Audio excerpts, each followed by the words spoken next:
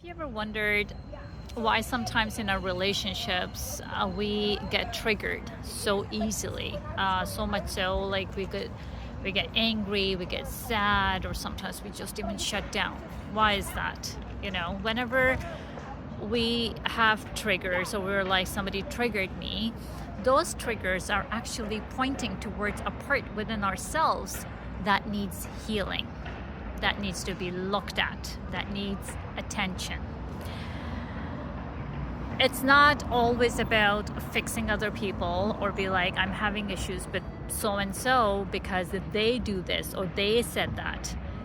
A lot of it has to do with how we react, how we respond, is how we're perceiving it. Okay? Let me tell you a very powerful story of one of my clients.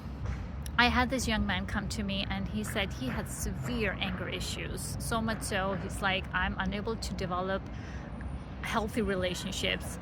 I try to come up with coping strategies. I try to work on it. Just nothing works. What do I do? So what happened is when I was talking to him and I'm like, anger is always a byproduct of something else, right? So if you look at the hierarchy of emotions, the lowest form, the lowest vibration of our emotions is guilt and shame. Then you go one up, and that is sadness. But then you go, before sadness is grief. Then you go up, and then it's sadness. After sadness, it is anger, okay? Now, this is what happened. When this young man was a child, he was sexually abused. During the time of abuse, he was feeling helpless. He was feeling so helpless that somebody's gonna come and somebody's gonna save me. And that feeling of helplessness was what got stuck. That's where he got stuck. Now, every time, as time went on, anytime remotely he would feel anywhere coming close to that feeling of helplessness, he would get angry, okay?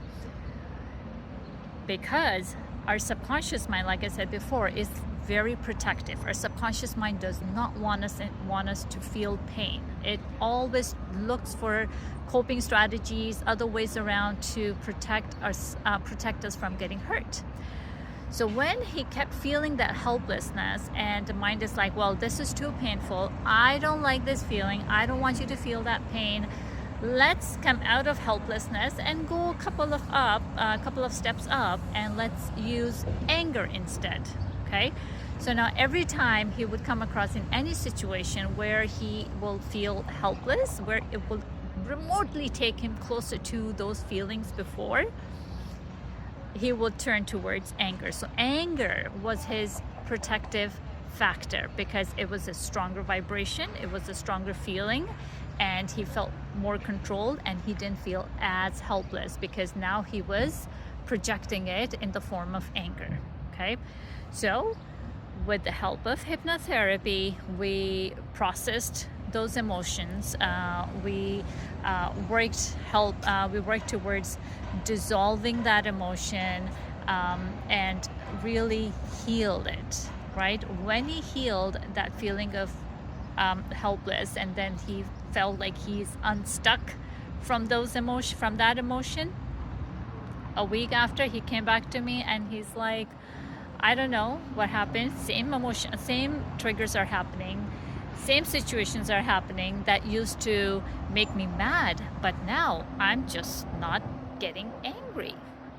So this is what hypnotherapy does when it comes to, helping you with your relationships. Is instead of focusing on other people and seeing how to manage them or how to, do this strategy, that strategy, you just need to see within yourself, heal that part, and not only it transforms you into a more calm and a more controlled human being, but it also helps and transforms your relationships all around you.